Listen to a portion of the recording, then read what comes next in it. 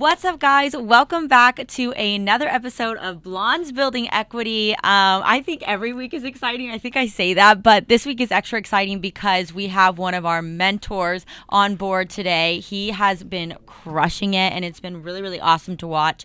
And we send him our deals, and he runs them, so he definitely knows what he's doing. And I'm excited to have him on the podcast and kind of hear his story because we haven't heard his story. He's always just been the person we look up to, so it's exciting to kind of dive in deep today. So everybody welcome Brian Davila. Welcome to the podcast. Thank you. I appreciate you having me on. So give us a little bit of, start from the beginning and kind of tell us a little bit about yourself in a short synopsis and then what you're doing now. So long story short, I was born in Puerto Rico, moved to Las Vegas when I was 5, grew up with a single mom, dropped out of high school about the 9th grade, decided it wasn't working for me.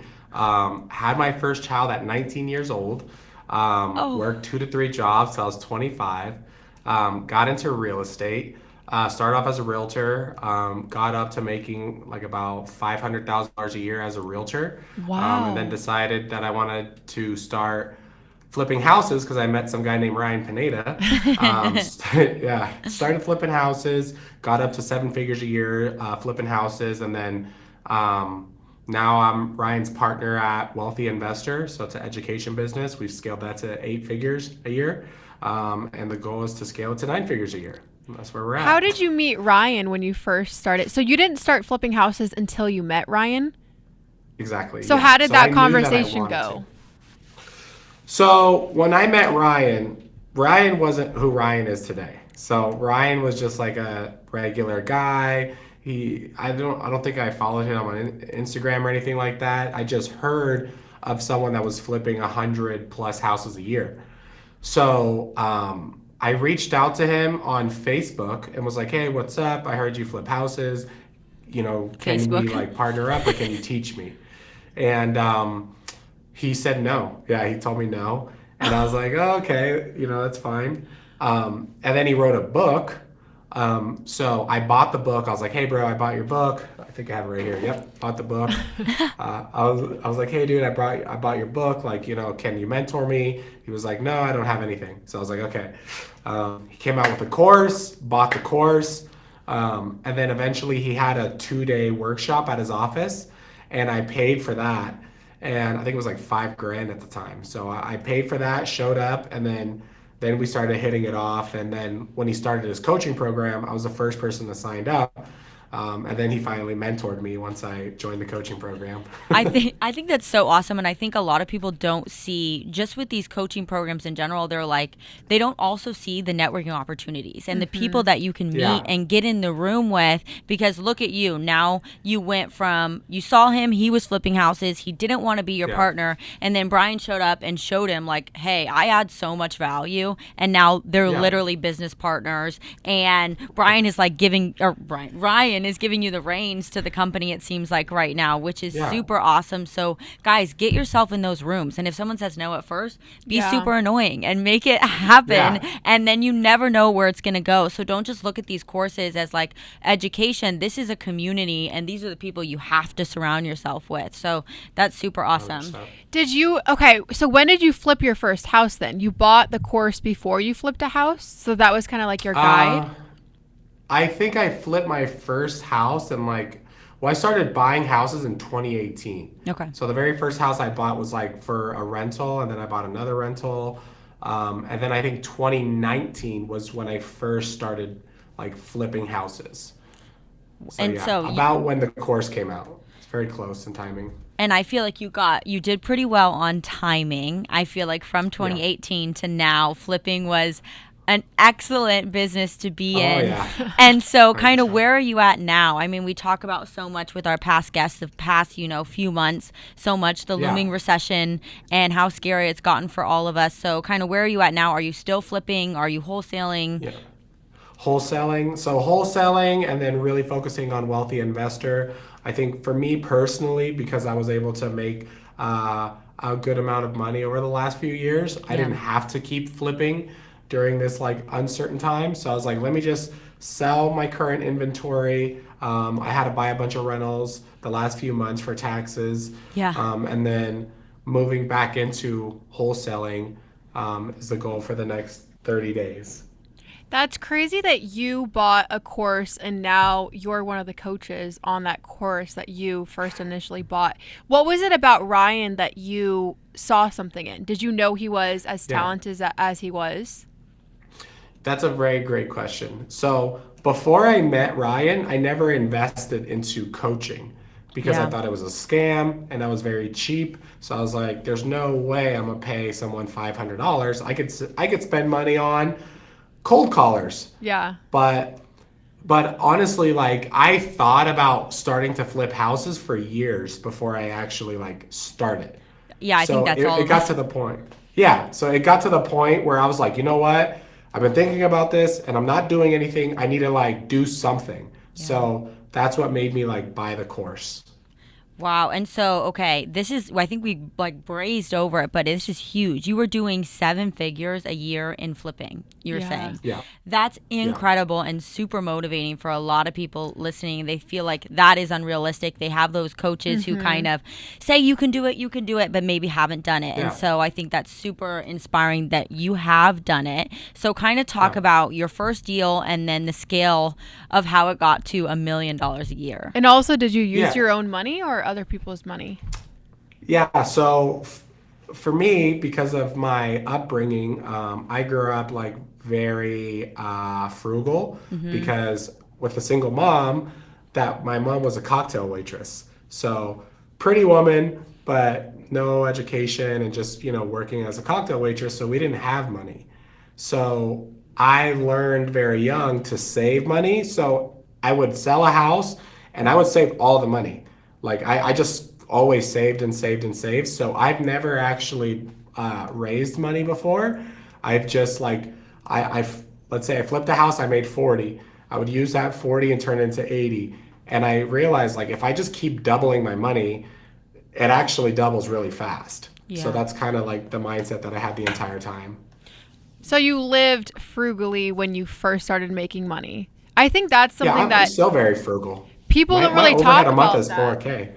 Because I think it's easy to first make money, but then to scale it, and we've been kind of struggling with that too, which is when you make those big chunks of money, to save that because you don't know when the next paycheck is coming, instead of instead of feeling that you made that money and like celebrating and whatever, kind of living like you made that money, still live in the same spot you were just living frugally when you have that money, and then invest that money. So you really don't touch it. You have to be really patient, I feel like. I think that's anybody with real estate. It's such a cash intensive business that you feel like you're always into the next deal or into a rental, and you're always liquid broke, which is something that in our previous businesses we didn't have to experience. And so now we're like really cracked down. We like moved into a tiny apartment. I sold my house. I was like, we're, really changing our lifestyle, which has been super awesome. And we've learned so much from that, but it's still difficult. I think a lot of people think like, okay, he's making $1 million a year,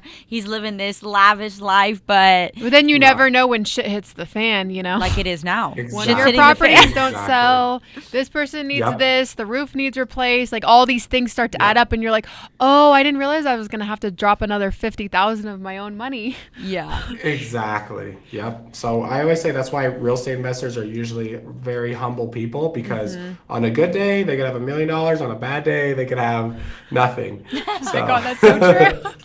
Yeah, it's literally so scary. And then you always feel like, it's kind of like, I've always felt like that in my whole life, that anytime I achieve something, I always needed more and more and more. I think all of us that are achievers feel that way. In real estate, that's the most heightened thing I've ever experienced, because you buy something and you're like, oh, I really need to make more money. I got to go buy something else. So even if you have $5 million, you're going to go buy that $20 million apartment complex. Be broke again. And then you're broke again. So it's like, wow, is it ever ending? I kind of get a little nervous of that. When does it end? It doesn't end, and that's why we try to tell everyone, you have to be able to wholesale, flip, and do novations, so that way there's times where you shouldn't buy another house. I don't know if you guys have got to that point yet where you're like, we literally cannot buy a house. Oh, we're there right now. It would be stupid. We're right now. So at those times is when you need a wholesale or do novations. An easy example, if I say, hey, Jessica, you want to sell your house, I can buy it, but it's going to take me 60 to 90 days to close. And, I'm going to potentially buy it myself, or I'm going to bring a partner, or I'm going to bring another buyer in that's going to be willing to pay the $700,000 that you want for your property. And if they agree, we would sign a purchase contract with the right for me to list the property. We list it on the MLS. Buyers would come in. If they buy it for, let's just say 800, the seller would get the 700 that was on the initial agreement, and then the wholesaler or investor would get the difference between the 800 and the 700,000. So you're finding off-market deals that you can bring on market and kind of make your spread? Yes. What is the reasoning? Like, if someone doesn't want to be on the market, what's the how do you word it to where they're like, oh, okay, I'll give you permission to put me on the MLS? Well, you would word it like, hey, Jessica, there's two options, right? You want 700,000, but if I have to buy it, I have to be at 600,000 and I could close in 14 days. Or if you're willing to wait a little bit longer, let's say 90 days, I can get you that 700,000. I'll find a buyer for you, but you'll get net $700,000 no matter what. Right. So you kind of And then give if they them like agree, multiple options, so it feels like they have more to fall on. Exactly. Okay. So you anchor them with a lower price, and then you give them the novation option. And so on the wholesale and the novation side of things, how have you guys felt on buyer end? Because we network so much. We do this podcast once a week. So every investor we know is kind of holding tight right now. Not every, but most of them are, locking up. So are you guys still having those buyer end so that you can actually close the deal, or? You're talking about on novations or wholesaling? Both wholesales, or are you finding investors to give people it are still to? buying. Okay. Yeah, no, people are still buying right now for sure. And then so I started working with Home Run Offer, Ryan's company, in December, and we decided at that time to go 100% novation. So like most people miss that 100% part. We went 100% novation. Wow. No flipping, no wholesaling, no anything. And they started making more money than they have in like the last year with the market change, like $100,000 profits. So, yeah. Wow. So you guys are doing the same strategy to find deals that you were before with the wholesale. You're cold calling. You guys are doing radio, right? You do TV ads, all of that. And then when the client calls back, you're always making it a novation now. Exactly. Oh, amazing. Okay, good to know, because there's just so much less risk, and I think a lot of us are getting hurt right now in the flipping world, and it gets really, really scary. So Exactly. And that's why I was saying you usually can tell the health of a business on how many different streams of income they have. Yeah. So let's say, for example, wealthy investor. If we were relying on 100% of Ryan's organic reach, that's not a very healthy business. Yeah. Because guess what? If his Instagram gets deleted or whatever the case may be, our business is dead. The same thing with realtors. If let's say you're only cold calling, a new law comes out where cold calling is illegal, guess what? Your business died. It's the same with real estate investors. If you're only doing one strategy, you have a unhealthy business. So yeah. Wow. So we one of our big mentors, he said if he kept everything that he would have sold, he would have by now 30 years later been triple what he was worth when he was flipping for the last God knows how long. And so have you guys transitioned at all? I don't see too much big multifamily with Ryan with you. Are you guys really focusing on any buy and holds during this time? Yeah. So Ryan has like 500 units. He has his thing.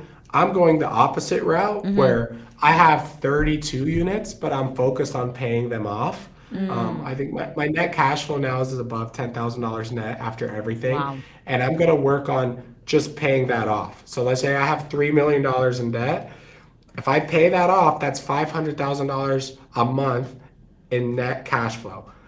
I know the sexy thing is to go buy apartments and all this crap, but my thing is, hey, what is the ultimate goal? Yeah. The goal is financial security, right? Less headache. So that's why I don't like raising money or doing all these things. I rather just, hey, keep it small and tight, Yeah. and that's it. I feel that so much now. I think when we first got into it, like our first deals were multi-million-dollar deals, and we over leveraged ourselves so much just because we had to raise funds. Yeah, we had to raise funds, and also the Grant Cardone method, where it's like 10x your life and 10x like the price that you're trying to buy. So we're like, okay, 10x, let's do 5 million. But then we realized like, oh, when you over leverage, like you have so many people to answer to. Like even when you're in a recession, like we would be fine with maybe like breaking even or losing a little bit of money, but then you have investors, and it just adds another level of stress and headache. And it's almost like I wish we would have started a little bit like slower. Slower and less risky, I guess. Yeah, and we're just all in people, you know, and we are risk takers, which is going to get us, but we've just learned so much in this first year of real estate investing. It's insane, but I love that. I haven't really heard that strategy. I feel like so many people, and I'm one of those people, I get caught up in like the big things and the numbers and the like, let's do, I want 10,000 units, but you're so right. Like at the end goal, like we both talked about it, you know, we were like, okay, we obviously want to be moms and we're women in this space. And for us, it's like, what's going to buy us that free time where we can have enough passive income that we can decide, do we want to work or do we want to be a mom today? You know? And so like, we're still 5 years out from that, but that's our goal. And so with you're saying with that passive income number, what else would you need? And then you have less tenants. You have less people to worry about. Less investors to answer to. Properties breaking everywhere. People calling you every day. Wow, that's beautiful. So I paid off my house this year, and everyone told me, thank you. Everyone told me not to do it. Like, oh, you can make so much money here. You can make so much money there. But when you don't have to worry about a mortgage, your mind starts to become more clear. You're like, oh, okay, like, maybe I don't need to do all this crap to make all this money. Let me like take a step back. And I had the same mindset before. It was like, I want 100 units. I want 100. My goal, Instagram, 100, 100, 100. And then one day I was like, where did I get that number from? You know what I mean? Like, what? Why is that the goal? And then I realized like, oh, it's social media and it's trying to keep up with everything that I see online. And when reality, most wealthy people are very quiet. The richest people I've ever met don't actually have social media. Same, we talk about that all the time. And they're not running around promoting, you know, get massive debt. You know what I mean? That's what I've learned. Wow, we've learned that too, actually, now that I'm thinking about it. We've actually gone on. I just read a book by Manny Koshman, and he's now being really public, but I was like, I want it. And we just had a meeting with one of our friends that inspired us to be real estate investors when we were agents 6 years ago. We were agents, and we met with this guy. We were trying to get his building and to sell his units. And he's a billionaire, and nobody knows who he is. He's got $3 billion in real estate. He built it all himself, and we're like, we need to make meetings with those people. Like, how did you build this real estate empire, not selling courses, not doing this, because that's amazing, of course, but like where we can actually be like, okay, we can follow that and learn, pick their brain, because you're right, those people don't have time to it's not be as so fancy public. And flashy. What we've learned is like, he's pretty flashy. He's got a yacht. Well, but he ain't online. But no, but he's also like 80 now. But back in the day, I'm sure he wasn't flashy when he's first starting out. Like all these 25-year-olds that are like, I make $1 million a month in real estate. I got a Porsche. I got a Ferrari. You're like, how are you 25 and you make $1 million? Not really realistic, because you may run out when you're 30. So I think that's what we're learning, is not to listen as much to the people that are like flashing in your face. Because then it could go away quickly. And obviously. And I've also learned with seasonality. So in this business, right, when I first started in 2015, I remember agents would say, man, in 2008, 2007, it was so easy. We were making so much money. There was no regulations on loans, and we were crushing it. We were crushing it. And then the market crashed. And I was like, okay, well, everything is cyclical. That crushing it point is going to come again. So when I saw them lower interest rates in 2020, I was like, okay, Brian, this is your time. So I put all of my money every single month into flips and just kept doubling and doubling and doubling because I was like, okay, this is going to be it. And then when they raised interest rates, I let my ego go and I was like, okay, this is where there's going to be pain. Yeah. No matter how smart you are, no matter what it is, you're not going to beat the market. The market is too big. It's a trillions and billions of dollars. One person's not going to beat the market. So I was like, okay, let me stop. And then the cycle is like, okay, flipping is not working, but no, creative finance is working right now. So let me just do that. Yeah. 100%.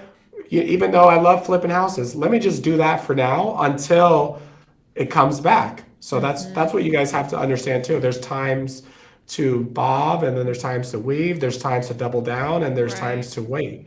Yeah, and that's what I've learned so much. I mean, we've been talking about it so much. I've become obsessed with the cycles of the economy, and that's all I'm reading and all I'm listening to. And I'm like, wow, it's science. It's beautiful. Yeah. Like it's gonna happen every 10 years. That's what it's done for the last 100 and so years. So it's like, knowing our time to buckle down and get your ego out of it. Get your ego out of it. Yeah. It is difficult though, because you have to be a jack of all trades, and it's like we love flipping. We feel like we really locked that down, and now you're like, okay, I have to go learn how to do something else, figure out and pivot. So, but I'm like, wow, if we could do this now and learn how to ride these waves, we've got another hopefully 4 cycles in us, 5 cycles. We're gonna crush this life. That's a long time. Yeah. I know, right?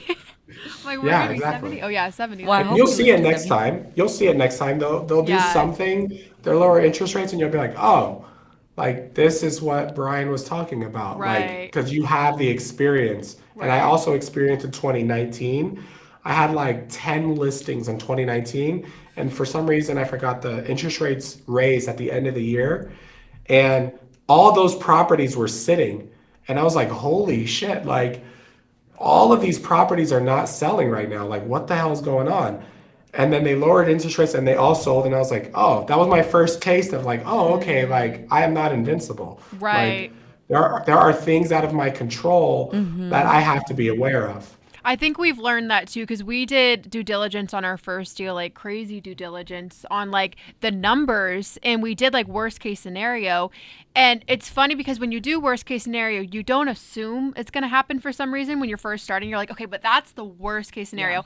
And then when it does happen, you're like, oh shit, like when I do that, I need to realize it can actually happen, like the worst case scenario. And you got to look far ahead in flipping, because, you could have bought a deal right before interest rates had risen. So it's like, not only like we like have a time block for our day, and we really prioritize learning a lot. And in that we listen to a book, but then we're like, it's also really important now where we implement a 20-minute YouTube video or a 10-minute YouTube per day of the current market. What's happening every day in the Fed, in the, all these things that are happening, the bank crashing here. Like we need to be knowledgeable about all these things, because that's going to flow through, and we're going to feel the effects in 6 months, in a year. And so we're like, okay, we can't just read a book. That's 10, could have been written 5 years ago. We need to know what's going on today in the market. Where do you think the market is going as of now? Like then what does the next 6 months in your mind look like? Yeah. So I actually listen to Me Kevin a lot. Me too. I love Me Kevin. Yeah. He was going to be on our podcast. I love him so much. Was he? He invited us on his private jet to film our podcast. Oh, are you guys going to do it? Well, our boyfriends weren't comfortable. We're like, you're going to what? Go on a private jet? Tell him. Dude. Show him Kevin. I mean, I know he did. We're like, come on, babe. Like, really? I was like, babe. Yeah. That's funny. But so that's how I get my daily news. But I saw interest rates went up again. And obviously that means like it's a lagging indicator. The interest rates go up today, prices go down tomorrow. Yeah. So right now I don't really see prices going up. And obviously real estate is very local. So I'm just looking at Las Vegas and Southern California. I think Southern California could hold steady for now in the summer, but I wouldn't, as of what the news says today, I wouldn't want any deals that are going to last until the winter or till the end of the year, because we could see another slowdown again.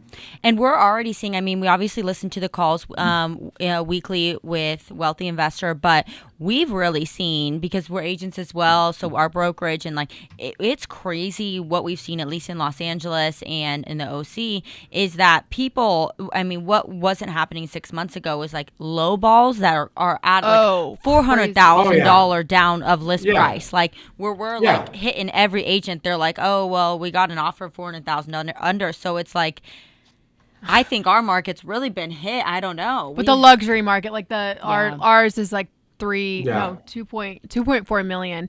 But we got an offer for like 1.8 million, which is almost like what we bought it for. And we're like, what, in Huntington Beach, in this area? Almost 4,000 square feet. We're like, but people are just throwing those numbers. Like, you know, you've got investors coming in, throwing low balls. And that's why we've talked about it. You know, like, I really want to start acquiring some long-term holds. Like, I want us to be able to build passive income. Like, we've done the flipping. But at the end of the day, when you sell a flip, I don't feel like I'm making progress to the goal, you know, because I don't have any more passive income in my life, actually. Right. So I'm like, I would love to start, you know, buying those long-term holds, but I still feel like I want to wait it out a little bit. Yeah. And and it still takes money. Luckily. It takes a lot of money. Yeah. It takes a lot of money. And for me, like, I always realize, like, hey, I need to save a lot of money first before I go buy rentals, because rentals don't actually make as much money as people think. Yeah. So passive income to me is not real. There's no such thing as passive income. There's like, you know, I have a 4-unit, the sewer line broke. That was $40,000. How many years of passive income was that? Right. A lot. Ooh. Years of passive income. So unless you get a BRRRR property that you actually get all your money out, you have to look at, like, what is a true cash on cash return? If you put $100K into a house and you make $500 a month, are you making $500, or are you just getting back the $100,000 that you invested? Right. That's where, like, most people don't calculate that so math. True. Have you seen, because we just hear about it so much, and obviously we would love to make it happen. I think that's everybody's dream, is a BRRRR, right? And so that's everybody's dream, is say, oh, just refile like your money out. And how have you seen that play out? Obviously you're a coach, you do real estate yourself. Have you seen a lot of deals where people are actually able to get every dollar out? Yeah, I've done it. I've done it personally. I see people do it all the time, but you have to go direct to seller.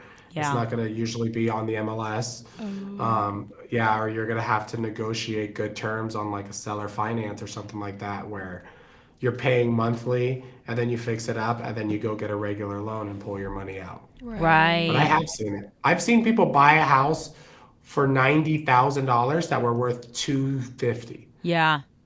Wow. I've seen it here locally in California. So I know. Who the heck is buying a $90,000 house in California? Where? Well, that's what I'm saying. Apple Valley. Oh, never heard of it. Well, we should check out. Hesperia, Victorville. Yeah. Oh yeah, Victorville. I know Victorville. Where did you? Because you moved back to Vegas, right? But you were in Southern California. So where were you living in Southern California? Corona or Chino Hills. Okay. Yeah. My mom and my sister went to Pomona for school, so right near there. Yeah, kind of near Pomona. And then do you know where Diamond Bar is? It's right near there. Of course, yeah. My grandma was the mayor of Diamond Bar. Oh, wow. That's pretty cool. Is she Asian? No, she's not. She's white. Yeah. But no, she Diamond Bar is very Asian. Yeah. I don't know how she was the first mayor of Diamond Bar. I was like, Grandma, you're a bad bitch. Like, you know, they have mayors there.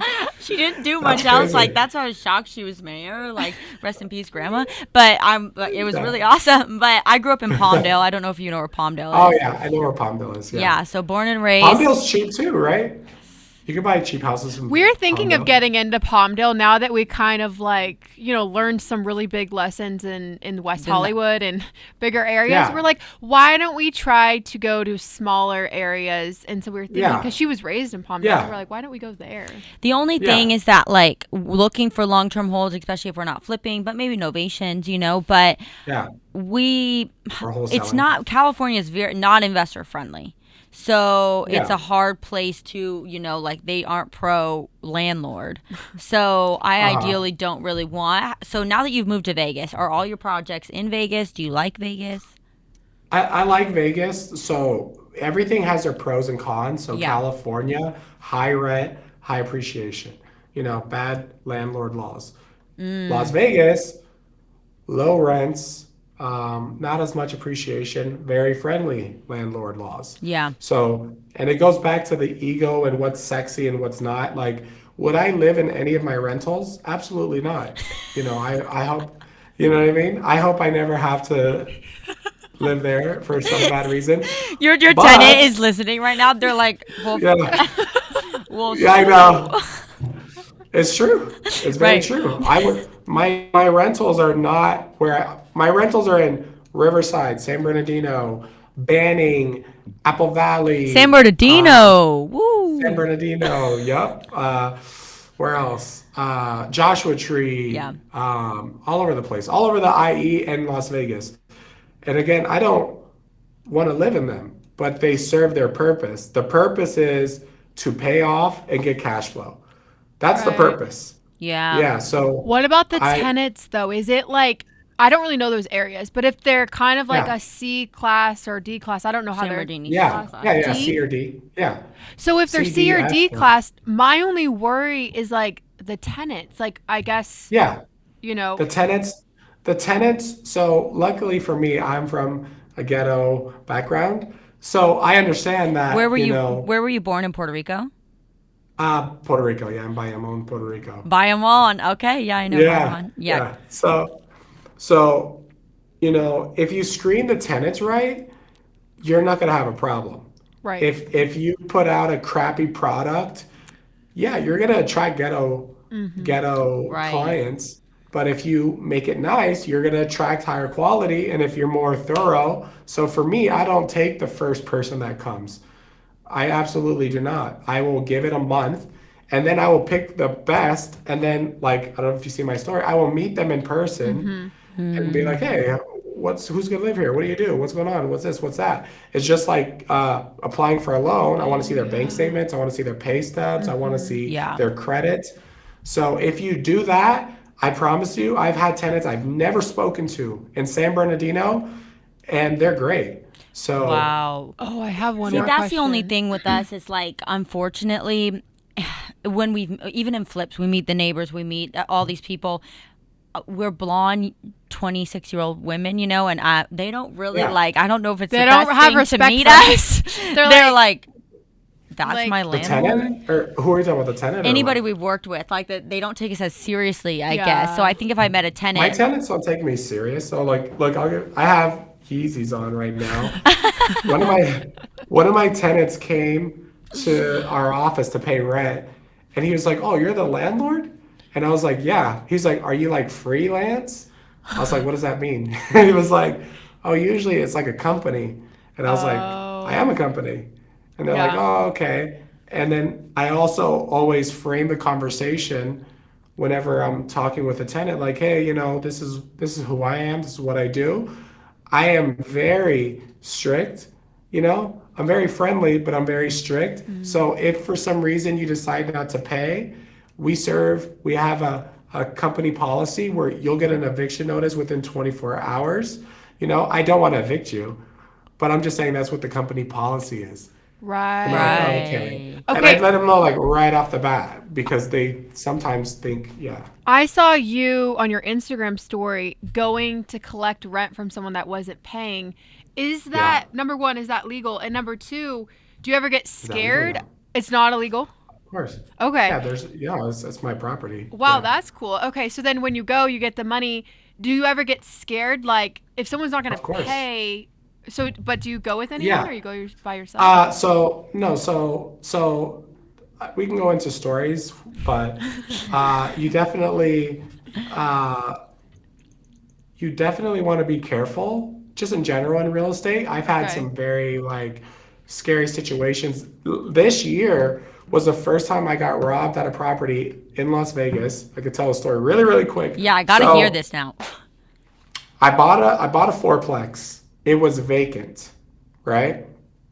The day of closing, I was like, hey, let me go get the keys. And I thought it was a good idea to take my kids and my wife to the property because to show them, for them to Yeah. see what I'm doing. I explain it to them. So I pull up and I see someone there. And I'm like, oh, okay, there's someone here. Let me go out and talk to this person. So I walk up. The guy is like dirty, big guy, like just as big as me, probably 250 pounds. And he was like, "Hey, what are you doing here?" I was like, "Oh, I'm here to see one of the units." And he was like, "Oh, okay, yeah, the owner has me here cleaning." And I was like, "Okay." I was like, "Who's the owner?" Because I wanted to test his knowledge. Yeah. He's like, "Oh, it's owned by Nipsey Hussle." I was like, "Oh, okay, Nipsey Hussle, like the rapper?" He's Didn't like, he pass "Yeah." away? He passed away. Yeah, Exactly. I was like, Yeah, Nipsey died. exactly. So I was like, "Okay, this is not the right person." So I was like, "Oh, okay, I'm just here to see one of the units. I'll get out of your way." So I got the keys out of the lockbox. He was in one of the units. I went upstairs, went into the apartment, but I had a bad feeling, so I locked the door, and it was a screen door. So I'm in there looking, and he walks up to the door. He was like, "Hey, I don't know who you are, but you're not supposed to be here." And I was like, "Okay, well, I'll just leave then." He was like, "Okay, like let me come in the apartment." I was like, "No." I was like, just wait. I'll come out." So I closed the door. And I look out the peephole and I see him walk down the stairs and walk away. So I was like, okay. I wait a couple seconds and I go out and I start going down the door. And then he walks up to me with a screwdriver and like in my way. And I could see my wife and kids in the car and him in front of me. And he was like, "Who are you? You know, what are you doing here?" Like all this crazy crap. He was like, "Go into the apartment." And I was like, "No, I can't go into the apartment, unfortunately." He was like, "No, go in there now." He was like, "The owner's coming. Go in there right now." And I was like, "Ah, shit." I was like, "Fuck. Like, this is bad." Because we're the same size. And, But he has a I have confidence screwdriver. in myself, but it's different if someone has a freaking screwdriver and they're on meth. Like, they have superhuman strength. They do, So I was yeah. like, yeah. So I was like, okay. I was like, "Hey, dude, like, why don't I just give you the key and then you could have the key to the upstairs?" He was like, "Yeah, give me the key." So I was like, "Here." He was like, "Give me the lockbox." So I was like, "Okay." So I opened the lockbox. I gave him all the keys in the lockbox. He was like, "Okay, come in here." And he walked into the apartment. And when he turned around, I just ran to my car, got in the car. And then I was like, "Shit, this guy's crazy." So I called the police. And I'm like, "This guy's gonna leave. Like, he's gonna run away because he knows I'm calling the police." He just stayed there and he started breaking the windows. And I was like, "Holy crap." Like, yeah, I know, it's crazy. You're like, So the stop, please police don't do show the up. windows. Yeah, yeah. I was The like, lead time "Damn." on Windows right now, not the windows. Yeah, yeah. We had one dual pane window and he broke it. I was like, shit. So the police show up, arrest him. But long story short, like you do have to be careful going to properties because you just don't know what's going to happen. So I have an ego where I'm like, "Oh, I'm big, I'm tough," but there's situations that happen where you can't control. Yeah. So you just have to be careful. You shouldn't go by yourself. Long story Right, short. right. Wow. So what was his Scary. goal though? Like, what was he gonna steal Rob from you, the right? place? He thought he was on drugs and he Yeah. was crazy, so he thought that that was his property. So yeah. So that's what I'm saying. Oh, You he can't was use mad that logic you to were on find his stuff. property. That makes Exactly. sense. So you're like, I don't know take if you guys everything. dealt with that stuff yet or no. Well, we haven't had tenants yet because we've just done flips, but we've helped our clients in real estate try to get tenants out before, and we were the ones that go and like talk to them, and that's never like fun. It's always kind of scary. But I don't know if it's been with for flips. Even though our houses are multi-million-dollar houses, we have had the craziest neighbors, like always. Like every single Neighbors. house, I'm like, Yeah. what is wrong with these people? Like this, the one lady next to us was evicted, and so she wasn't leaving. It was so strange, and it's like next to our $2.5 million house, and she's getting evicted. And so I just messaged her, and because we're stacked on top of each other, right? Like it's a beach town. Yeah. And I was like, hey, we need the painter to come. I messaged her on Facebook because we went to her door. She never answered the door. Messaged her on Facebook, and then she finally replies. It's like 3 a.m, and she replies like 700 messages. Like it was crazy, like back to back. And she was like, And threatening you. yeah, too. she's like, I'll pour cement down the drain, and you Oh like, my God. yeah, she was like, you with daddy's money, you spoiled little blah blah blah. We're like, we just want to paint the house. Like, Yeah. I was just trying, and it's going to make your value go up. And now, luckily, we have her on our side. And then the lady next door is a psycho and has crazy Her dog dogs. bit us. Yeah. It's like, we're done. We're like, these neighbors. Yeah. But there's actually one old man that made us feel really good after, because he was so rude when we were demolishing the house, like in one of our West Hollywood houses. We were demolishing it, doing everything. And he was like, you girls are never going to make it in a man's world. And he called code enforcement on us every step of the way, like probably 5 times. So we had code to deal. We got violations, and we were doing everything right. It's just, some things happen. And then he, at the end of the project, finally he goes and sees the house. He's like, wow, you guys did a great job. We're like, F you. But I guess the point of that is you do have to put up with a lot of crazies, even if it's not tenants, like tenants, neighbors, everyone's kind of crazy. What we've realized in this world, I didn't realize how normal we were until we dealt with all these people. And I'm like, how do you not think just like a little bit more logically? But it's whatever. I guess you have to deal with how to deal with crazies and not get them mad at you, because for my personality, I like to fight back, but that doesn't work in real estate because you own the house next to them, and unfortunately you don't want them mad at you. Yes.